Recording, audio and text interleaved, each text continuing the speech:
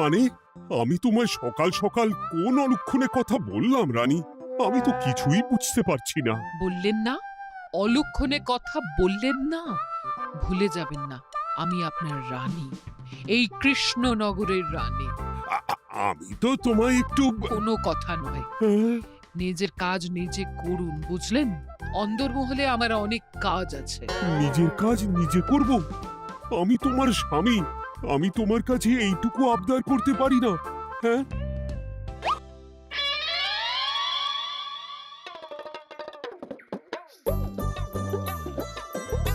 আহ, আজ গিন্নির সাথে বচসা করতে গিয়ে দেরি হয়ে গেল। মহারাজ আবার আমার দেরি দেখে রেগে না যান।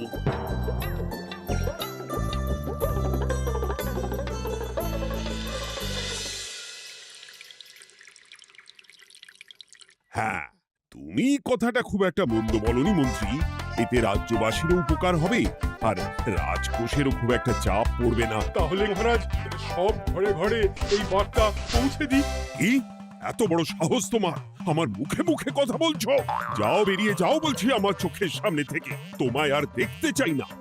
আমি আবার কি বললাম মহারাজ? কি বললে মানে? কি বলতে বাকি রাখলে শুনি? বলছিলাম কি, অপরাধ নেবেন না মহারাজ, সেনাপতি তো। চুপ, একদম চুপ। আমি মরছি নিজের জ্বালায় আর তুমি ওই ভুল ভাল বলে আমার মাথা বিগড়ে দিতে চাইছো? মহারাজ রেগে আগুন, এই ছিলেন ঠান্ডা, এই তো মুখে হাসি ছিল, এখন হাতে ডান্ডা। কি বললে কবি? তুমি আমায় অপমান করলে?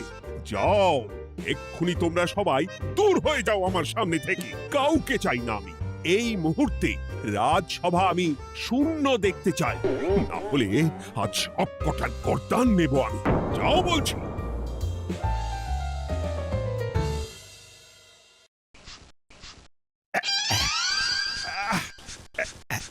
আহা, একটু শান্তি হলো। ভেবেছিলাম রাজসভায় করব তাই রে নাই রে, রাজা দিলেন ঘাড় ধাক্কা, এখন সবাই বাইরে। সে তো তোমার জন্য। তুমিই তো বেমক্কা একটা এমন কবিতা বললে। আহ, কেন এইভাবে চটছেন মন্ত্রী মশাই? দোষ তো আপনারও। আপনি তো কি একটা বলে রাজা মশাইয়ের মাথা গরম করে দিলেন। আমি আবার কি বলেছি? আরে মহারাজ তো সেনাপতির ওপর রেগে গেলেন। আরে বাবা, আমি আবার কি করলাম? পণ্ডিত মশাই কি সব বলে দিলেন, তখনই তো মহারাজ। এই আমার নামে একটা অসাধু বাক্য বললেই আমি কিন্তু। এ কি কাণ্ড! কৃষ্ণনগর রাজসভার সভারত্নরা বাইরে বের হয়ে কি মহা হট্টগোল শুরু করলেন। মহারাজ সবাইকে একসাথে ঘাড় ধাক্কা দিয়েছে। ওরে বাবা, এতগুলো ঘাড়ে রাজামশাই একসাথে ধাক্কা দিলেন কিভাবে? আচ্ছা, দোষটা কে করলো? দোষ করেছে ও, দোষ করেছে ও। দোষ করেছে ও। দোষ করেছে ও। এবারেও কেউ একমত হতে পারলেন না কে দোষ করেছে। হ্যাঁ, আচ্ছা বেশ, কি হয়েছে কেউ একটা খুলে বলুন দেখি। আমি বলছি, মহারাজ বেশ খোশ মেজাজি ছিলেন, কিন্তু হঠাৎ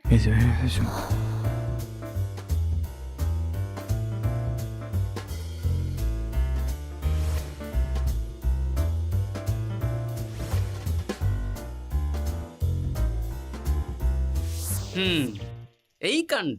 এ তো ভারী অদ্ভুত রোগ মনে হচ্ছে। মহারাজের আচমকা মাথায় রক্ত চড়ে গেল নাকি? হ্যাঁ, মহারাজ আপনাদের রাজসভায় ডেকেছেন। ওরে বাবা না, যাব না গো আমি, আমার কাছে আমার প্রাণ সবচেয়ে দামি। আমিও যাব না। নির্ঘাত মহারাজ গর্দান নিতেই ডাকছেন। আমিও যাব না গোপাল, আমারও প্রাণের বড় মায়া। আচ্ছা, এটা কি কোনো কথা হলো? হ্যাঁ, প্রাণের মায়া কার নেই বলুন তো? আর মহারাজ যে গর্দান নিতেই ডাকছেন তার কি কোনো মানে আছে? অন্য কারণও তো হতে পারে। তুমি কি করে বুঝলে? হ্যাঁ, বুঝতে পারিনি, তবে আন্দাজ করেছি। তোমাদের কথাতেই শুনলাম মহারাজ খোশ মেজাজেই ছিলেন, সহসা রেগে গেছেন। আবার যে সহসা খোশ মেজাজেই ফেরেননি, তাই কি বলা যায়? এটা তুমি বলনি তো মন্দ।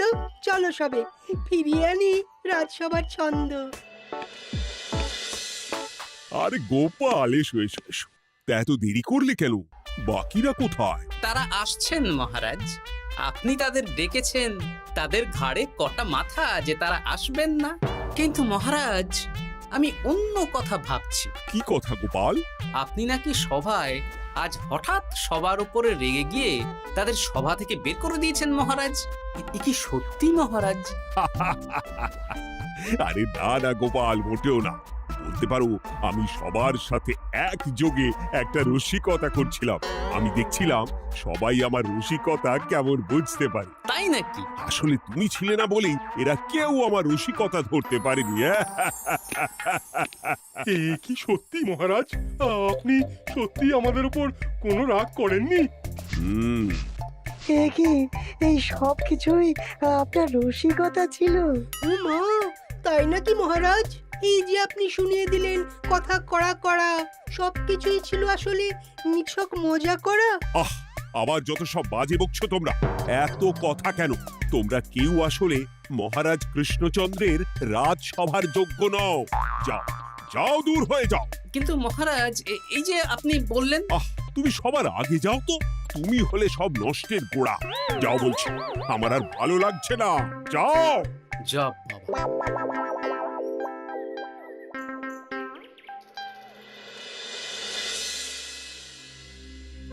কি বুঝছেন? না না না, আমি তো সবই ঠিক দেখছি রানীমা। হ্যাঁ, এটা ঠিক যে নারীর গতি কিঞ্চিত চঞ্চল বটে, তবে তা তো হতেই পারে। বাকি সবটাই ঠিকই আছে। তাহলে এমন হচ্ছে কেন? মহারাজ এইভাবে যখন তখন রেগে যাচ্ছেন কেন? আজ শুনলাম আপনাদের সভা থেকে দুবার বের করে দিয়েছেন, আবার ফিরিয়ে এনেছেন। হুম হুম হুম। আমি ওষুধ পাঠিয়ে দিচ্ছি, আর মহারাজের কিঞ্চিত বিশ্রামের দরকার। হ্যাঁ, তোমার মাথা আর আমার মুন্ডু। বলি, আমি বিশ্রাম নিলে রাজকার্যকে চালাবে শুনি তুমি, নাকি ওই অকর্মার ঢেকি মন্ত্রী? না মানে ওই আমি। যাও, আর আমার কথা বলতে ভালো লাগছে না। আমাকে একটু একা থাকতে দাও।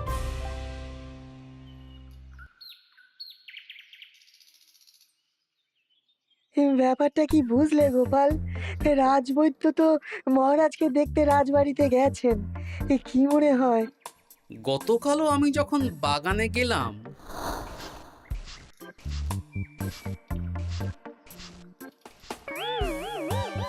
গোপাল, তোমার কি মনে হয় মহারাজকে কোন রোগে ধরেছে? এই রেগে যাচ্ছেন, আবার এই মাথা ঠান্ডা হয়ে গিয়ে ডেকে পাঠাচ্ছেন। আমি বলি কি গোপাল, তখন সবার সামনে বলিনি বটে, তবে এখন তোমার সামনে স্বীকার করতে বাধা নেই। কি কথা বিজ্ঞানী? মহারাজের এই রাগের কারণ হয়তো আমি। আমার মনে হয় আমার দোষেই উনি এরকম বারবার রেগে যাচ্ছেন। কেন? আসলে মহারাজ আমাকে একটা মাথা যন্ত্রণা সারার ওষুধ আবিষ্কারের দায়িত্ব দিয়েছিলেন, তো আমি অনেক চেষ্টা করেও সেই ওষুধটা আবিষ্কার করতে পারিনি। যেটা আবিষ্কার করেছি তাতে সেরকম কাজ হচ্ছে না। আমার মনে হয় ওনার মাথা ব্যথা থেকে এরকম হচ্ছে। সে যাই হোক, তুমি কিছু একটা করো গোপাল। মহারাজের অসুখ কিভাবে সারানো যাবে সেটা নিয়ে কিছু একটা ভাবো। ভাবতে তো হবেই। আজ সন্ধেবেলায় তুমি তোমার বাড়িতে বাকি সভাসদদের ডেকে আনো, আমি সমাধান সঙ্গে নিয়ে সময় মতো চলে আসবো। আচ্ছা বেশ, তাই হবে। আমি এখনই বাকিদের খবর দিয়ে দিচ্ছি। আর বিজ্ঞানী, একটু এদিকে এসো তো, একটা কথা আছে।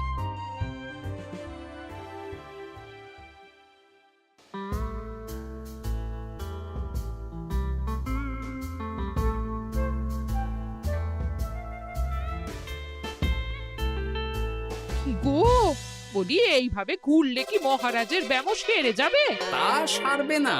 তার চেয়ে এক কাজ করি, কিছুটা আলু আর ছোলা সেদ্ধ করেছি, তার সাথে নুন, লঙ্কার গুঁড়ো আর লেবু দিয়ে মেখে আলু কাবলি বানিয়ে দিই, কি বলো? হ্যাঁ, দাও দাও দাও, মন্দ হয় না। মহারাজের মন উচ্চাটন। তার কি কারণ? মাঝে মাঝে আসছেন আর মহারাজ রেগে আগুন হয়ে যাচ্ছেন, আবার যেই সে ব্যামো ঠিক হয়ে যাচ্ছে মহারাজ সেই আগের মতন। তার উপর আবার সভাসদেরা মনে করছে তাদেরও কোনো দোষ আছে। তাহলে দুয়ে দুয়ে চার করতে হবে, কিন্তু কিভাবে কিভাবে কিভাবে? এই নাও আলু কাবলি খেয়ে পেট ঠান্ডা করে নাও দেখি। হ্যাঁ, বেশ কিছুদিন আগে বিজ্ঞানী লেবুর রসের জাদুর কথাই তো বলছিল। আর আচ্ছা গিন্নি, তুমি তোমার বিয়ের সময় তোমার বাবার মুদির দোকানের একটা কাঠের ছোট বাক্স পেয়েছিলে না, যাতে শ্বশুর মশাই মোহর রাখতেন? উমা, সে বাক্স তো ঝুলকালি মেখে আছে গো, তা দিয়ে তোমার কি হবে? ঝুলকালি লেগেছে? বাবা বাবা বাবা, তাতে তো আমার কাজ আরো ভালো হবে। যাও যাও যাও, নিয়ে এসো দেখি। আমি ততক্ষণে বেশ খানিকটা অদৃশ্য কালি বানিয়ে ফেলি।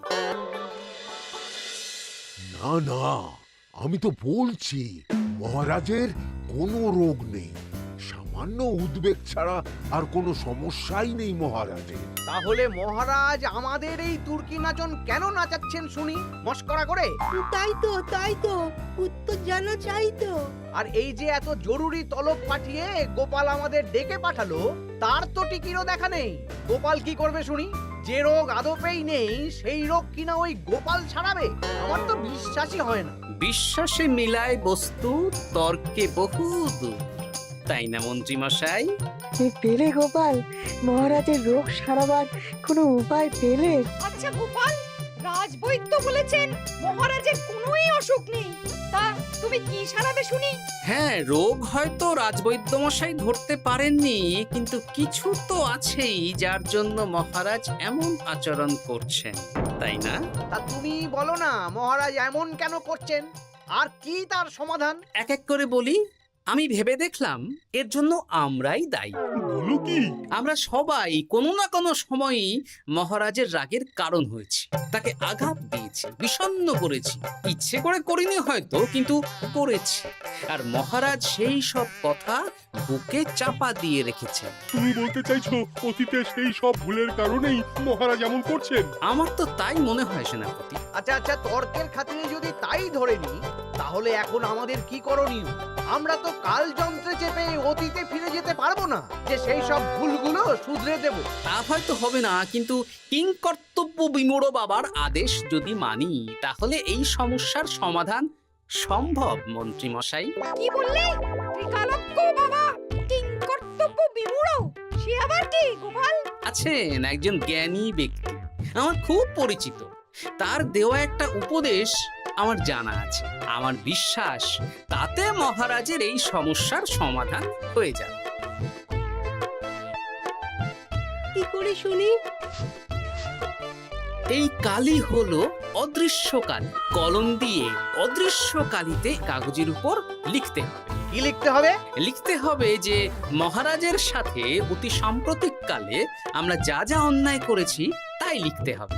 কোনো মিথ্যে কথা লেখা যাবে না। তবে চিন্তা নেই, অদৃশ্য কালি, ফলে কেউ কারো লেখা পড়তে পারবে না। এইবার এই কাগজ ভাঁজ করে ফেলে দিতে হবে এই বাক্সে। বাক্সে তালা, তার চাবি থাকবে মন্ত্রী মশাইয়ের কাছে। আবার আমার কাছে কেন? পরে যাতে কোনো সন্দেহ না করেন, যা সন্দেহবাতিক মন আপনার। বললে এইবার এই বাক্স সারা রাত নদীর ধারে বটতলায় পড়ে থাকবে, চাঁদের আলো পান করবে। তারপর সকালে আমরা সবার সামনে এই বাক্স ফেলে দেব নদীর জলে।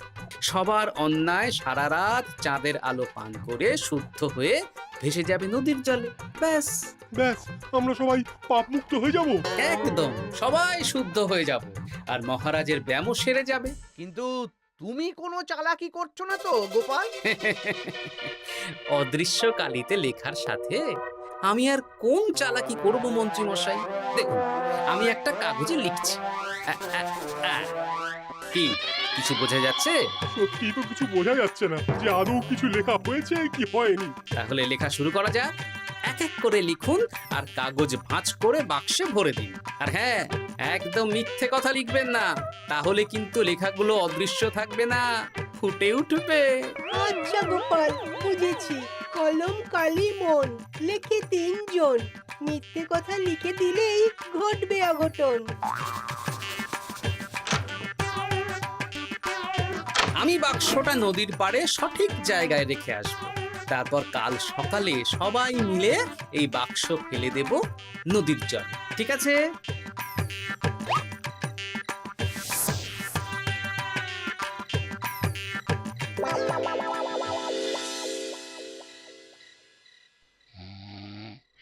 কথায় আছে, মনে যা আসে বলে যাও, ভুলেও লিখো না, তাহলেই বিপদে পড়বে।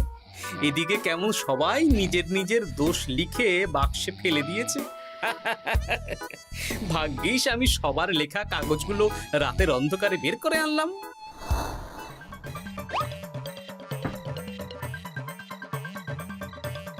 এইবার এই কাগজগুলো ঢুকিয়ে দিলেই কেল্লা ফতে। এখন সবার পাপের স্বীকারোক্তি আমার হাতের মুঠোয়।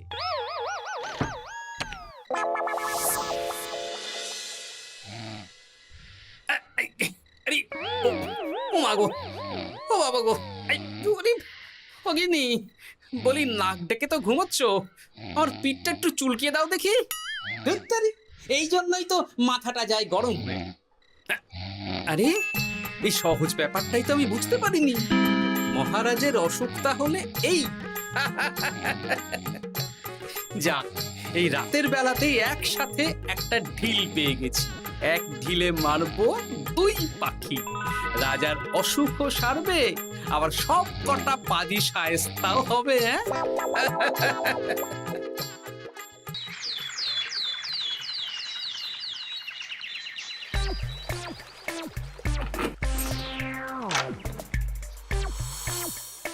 কি এইবার শান্তি হয়েছে তো মন্ত্রী মশাই? যেমন অদৃশ্য লেখা ছিল সেরকমই আছে তো? কিন্তু এতে কি মহারাজের রোগ সেরে যাবে? যাবে না মানে? মনে করুন সেরে গেছে।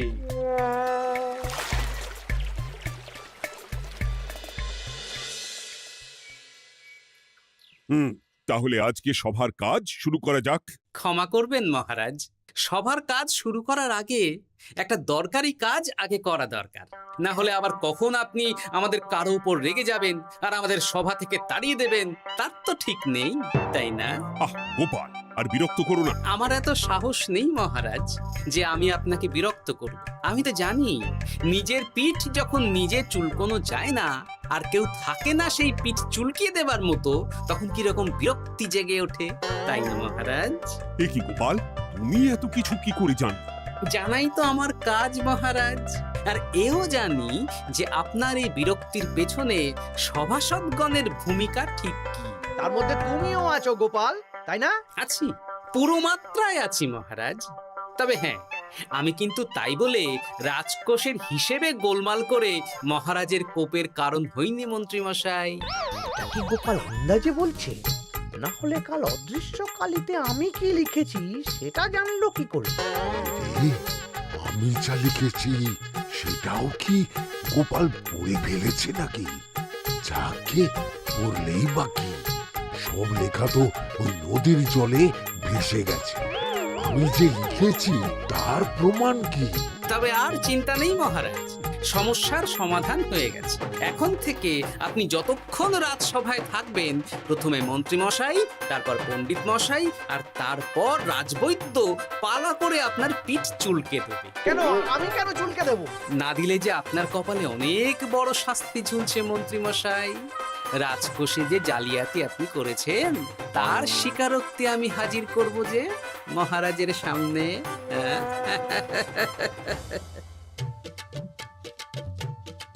এই নিন মহারাজ, মন্ত্রী মশাইয়ের পাপের স্বীকারোক্তি। আপনি আগে মন্ত্রী মশাইয়ের লেখাটা পড়ুন, তারপর একে একে সকলের স্বীকারোক্তি দিচ্ছি। এ কি মন্ত্রী, তুমি রাজকোষ থেকে 500 মোহর চুরি করেছো, আর তার বদলে সেই হিসেব তুমি পুকুর পাড় বাঁধানোর খরচ হিসেবে দেখিয়েছো। এই সেরেছি, এটা ফুটে উঠলো কি করে? সে অনেক কাণ্ড মন্ত্রী মশাই, বাকিদের সবারটাই আছে, এত জেনে কাজ কি? না না, জানতে তো হবেই। তাহলে শুনুন, এই অদৃশ্য কালি আসলে লেবুর রস। গতকাল রাতে আমি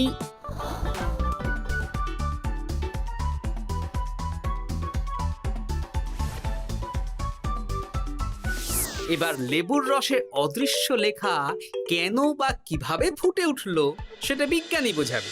লেবুর রসে লেখা আগুনের তাপে ধরলে ফুটে ওঠে, কারণ লেবুর রসে থাকা অম্ল কাগজের সাথে থাকা শ্বেতসারের সাথে বিক্রিয়া করে এবং তাপ পেলে সেই বিক্রিয়া দ্রুত হয়ে কাগজের শ্বেতসার রাসায়নিকভাবে পরিবর্তিত হয়ে গাঢ় রং ধারণ করে।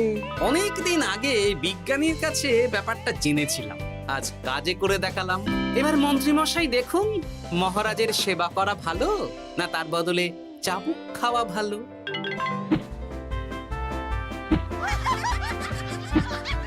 ওরে বাবা, না না, উফ! আগে যেমন বুনো ওল তেমনই তো বাঘা তেঁতুল হবে মন্ত্রী মশাই। যা, রাজা মশাইয়ের মেজাজ আবার বিগড়ে যাওয়ার আগেই কাজ শুরু করে দিন ও বাকিদেরকে সেবা করার সুযোগ করে দিন।